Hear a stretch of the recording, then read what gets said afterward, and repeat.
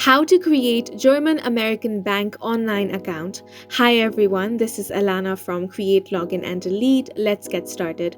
First, open up any web browser and search for germanamerican.com. On this web page, you have the option to log into your account. To create a new account, you want to click on the Enroll Now option. Then that is going to redirect you to a different page where you have to enter the following details. Start by entering your username, then create a new password and retype your password again. Then fill up your personal information such as your first name, your last name, then your date of birth. Then enter your mother's maiden name and your social security number. Now for your contact information, enter your street address, then your city. Now enter your state, your zip code, and then enter your email address. Once you have entered all of these details, move on to the account type. Select your account type and then enter your account number.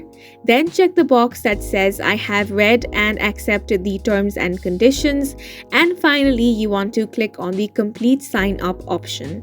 Once your details have been verified, you will be able to create a new German American Bank online account. And that's it for this video. Please make sure to hit the like button and subscribe for more helpful tutorials.